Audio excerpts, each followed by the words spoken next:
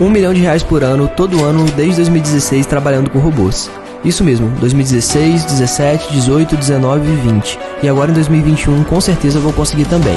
Eu tenho uma máquina de fazer dinheiro na minha mochila e vou te mostrar como você também pode ter a sua. Quer saber como? Clica no link aqui embaixo desse vídeo e vem comigo. Opa galera, eu me chamo Yuri Ribeiro e falo daqui de Minas Gerais. Eu vim aqui te mostrar o meu resultado nos últimos 2 meses. Mais de R$30 mil. E esse valor aqui é tudo graças ao João Pedro e todo o ensinamento que ele nos proporciona dentro do curso Robô Milionário. Bora começar o ano de 2021 com o pé direito? Você também pode ter esses mesmos resultados. Quer saber como? Clique no link aqui embaixo e vem comigo. E falando em vendas, olha só os resultados do meu dia de hoje. E olha que o dia ainda está começando. Tá bom assim? Para começar o dia?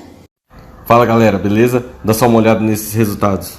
1 mês trabalhando em casa, usando apenas o celular. Você também pode fazer isso. Quer saber como? Então clique no link na descrição desse vídeo que eu vou te ensinar.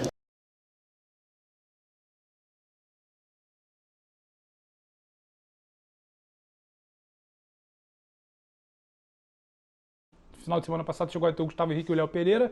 E nas laterais, um Isla que espetava muito, que disparava, hoje substituído pelo Mateuzinho, já é uma coisa um pouco mais contida. Então essa linha de 4, com a proteção dos volantes, ela começa a ser um pouco melhor encaixada. Então há uma mínima evolução sem a bola. A gente vai falar depois da bola aérea. A bola aérea é um problema ainda do Renato. Mas esse encaixe sem a bola, dessa linha de 4, com os 2 volantes na frente, protegendo um pouco mais. Tem um selo ali já do Rogério, como tinha o do Renato, quer dizer, como tinha do Rogério a história do Arão, mas o Renato muda isso. A história do atacar em bloco, uma pressão mais bem feita também. E é questão de você dar um pouco mais de liberdade aos seus homens da frente, não fixá-los tanto em posições. Hoje, no início do jogo, o São Paulo acelera o jogo contra uma defesa do Flamengo. O Flamengo tem uma mínima dificuldade ali nos primeiros 10, 12, 13 minutos. Depois o Flamengo entende que se movimentasse bastante, confundisse aquela marcação individual do São Paulo lá atrás, e aí você vê o Gabriel saindo muito da posição, o Bruno abrindo muito mais e às vezes por dentro. Então, essa movimentação constante era um pedido do Renato também, dava para ver claramente. Então, não acho que seja somente uma situação anímica, William. Tem situação da pressão pós-perda, o ataque em bloco, tem essa movimentação constante, tem essa proteção à zaga. Então, é muito do ambiente. Isso o Renato parece que já dominou ali em 10 dias. Não seria tão difícil. Mas começa a ver selos. E para falarmos depois, além da marcação protegida, precisa ver agora também como é que é essa bola aérea. Essa bola aérea, quer dizer, essas bolas levantadas ainda não estão tão acertadas ali, ajustadas, a troca de marcação por zona, por individual, dá para falar bastante. Mas diga, Vitor. O anímico vem exatamente da distribuição dos jogadores e do que o treinador pede para eles. Não é só chegar ali, bom de papo, uma conversinha, tal. Se fosse assim, você contrata qualquer cara com uma boa retórica que se adapte aí ao elenco e você não precisa pagar. Pega um cara bom de bar e segura ali. Então, por exemplo, o Arão. Claramente o Arão prefere jogar na função atual. Ele poderia ser zagueiro, ele tem condições, mas ele gosta mais de jogar na função atual. O Bruno Henrique gosta de jogar pressionando a saída de bola da maneira como ele atua no Flamengo. O Gabigol também gosta de ter mais o Bruno Henrique por perto do que gosta de ter, por exemplo, o jogador jogando mais pela esquerda, mas mais como se fosse um atacante mais distante da área. O Diego gosta de fazer aproximação por todos os setores, como a Arrascaeta gosta de ter liberdade para se movimentar. O time gosta do perde e pressiona. Então o Renato, ele fez uma série de agrados que não são caridade, são coisas inteligentes que combinam com esse elenco do Flamengo, né? Não estou falando que caridade não seja algo inteligente, mas nesse caso foi algo pragmático, né? Do ponto de vista anímico, coletivo, tático, técnico, porque as coisas estão todas interligadas. Tanto que o crescimento individual, o próprio Bruno Henrique fala, fiz jogos ruins. Ele ainda fala outros jogos ruins, como o Gabigol hoje, por exemplo, não fez um jogo no nível do Gabigol. Mas eles farão mais jogos em alto nível se o time estiver atuando bem. Porque um bom coletivo potencializa cada jogador. E para o bom coletivo, funcionar bem, é preciso que o time tenha os encaixes que mais se adaptam às características dos jogadores e o ambiente, para que os jogadores comprem as ideias do técnico. Que na verdade hoje não são ideias novas, são as ideias que eles já gostam mais há pelo menos alguns anos, desde 2019. Eu vendo o Flamengo, sabe a impressão que eu tenho? Esqueça o tipo de animal que eu vou fazer a comparação. Existem santuários que cuidam de animais e recuperam animais que o homem machuca quando não assassina, né? Porque você matou o animal, não tem mais como recuperá-lo. Se você pegar a cena de uma tartaruga marinha, depois de se recuperar de uma lesão, sendo colocada na areia e indo para o mar, a felicidade do bicho é mais ou menos o Flamengo. É como se o Flamengo tivesse reencontrado o seu habitat natural, que é a sua forma de jogar futebol, né? E isso tem muito a ver com o que o treinador tem feito. Então o anímico é uma parte, William, que é a consequência do restante. O André, esse Flamengo aí que a gente está falando aí do Renato Gaúcho, dessa recuperação da parte anímica, né? É um Flamengo que a gente está falando de colocar medo nos adversários, inclusive, né? Mas é um Flamengo que já conseguiu acessar quantos % daquele Flamengo do Jorge Jesus? Que o professor falou, ainda falta alguma coisa, o Pedro Ivo daqui a pouco vai falar da questão da defesa e tal, mas já conseguiu acessar quanto ali daquele Flamengo do Jorge Jesus? Não faço a menor ideia. A menor. Ótimo. Eu não tenho a menor condição de me aproximar desse cálculo. Mas tem alguma coisa ali já. Não, eu acho que tem, porque a forma de atuar é parecida e esses jogadores têm essa memória, né? Uma equipe de futebol ela é composta pelas interações entre os jogadores que atuam mais próximos, embora no futebol de hoje os bons times consigam produzir interações até entre os atletas de setores diferentes do time.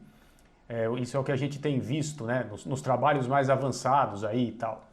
Mas como os jogadores têm essa memória, eles se lembram de como eles se relacionavam com determinados companheiros em campo. Eu acho que o retorno daquele padrão, ele pode não ser atingido totalmente, plenamente, mas eu acho que pode ficar em algo muito próximo disso. Pelo menos naquilo que os jogadores sentem, o que já é um grande caminho andado para o produto final ser parecido. A gente só vai poder falar ao final do campeonato, dependendo de quantos pontos o Flamengo fizer. Eu estava olhando a tabela aqui de 2019, né? O Flamengo ganhou o campeonato com extrema facilidade, com antecedência, já era o campeão há muito tempo, né?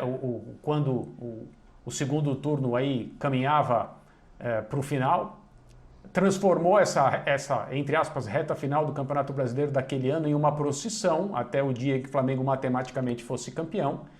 E talvez isso aconteça de novo, talvez não. Eu acho que a gente vai poder acompanhar. Depende do nível da concorrência?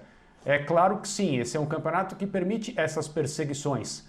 Cada time enfrenta o outro apenas 2 vezes, então se todo mundo fizer bem o seu trabalho, as coisas vão ser equilibradas até o final. E nesse momento na pontuação o Flamengo tem jogos a menos e precisa fazer a pontuação nesses jogos, mas ele não está na posição de líder do campeonato.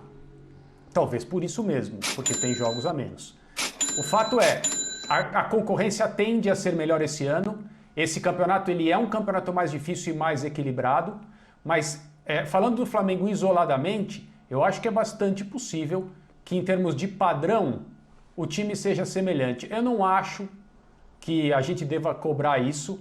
Eu brinco aqui com os jesuítas. Felizmente as pessoas têm entendido na maioria das ocasiões o que eu quero dizer quanto a isso. Eu não estou provocando ninguém, eu estou só fazendo uma brincadeira aqui com as palavras, porque também ficar exigindo, eu acho normal você se encantar com uma temporada fenomenal. Aquilo é histórico, está na memória das pessoas que acompanham o futebol apenas porque gostam, está na memória, no coração, na pele, nas tatuagens dos torcedores do Flamengo que viram aquilo de perto e sentiram o que só o torcedor de um clube sente quando esse clube se apresenta dessa maneira. Não há nada de errado em admirar isso eternamente. O que eu acho que está errado é ser essa ideia, a cobrança em cima de tudo que veio depois. Sim. Então, nem mesmo em relação ao Renato eu acho que está certa essa cobrança. O que nós estamos vendo é uma segunda versão de um time potencialmente fantástico. Eu acho que é por aí. Eu já acho que o danado do Renato tem sorte até nisso, viu? Porque entre o Jesus e ele, houve o anteparo, o duplo anteparo de Dome e Rogério. Eu tenho certeza que nessa noite, na mente dos rubro-negros, está muito mais uma comparação da volta da felicidade em relação aos últimos 2 técnicos do que uma cobrança em relação ao Jesus.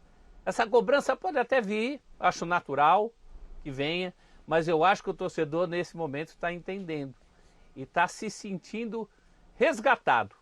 Até porque o Renato tem, pelo menos no imaginário coletivo, tem uma tendência a ser muito mais maleável, muito mais próximo das tentativas do time de Jesus do que eram os antecessores. Os antecessores até na prática poderiam ser, mas você tinha que pensar muito o futebol de uma maneira um tanto distante do que o torcedor pensa.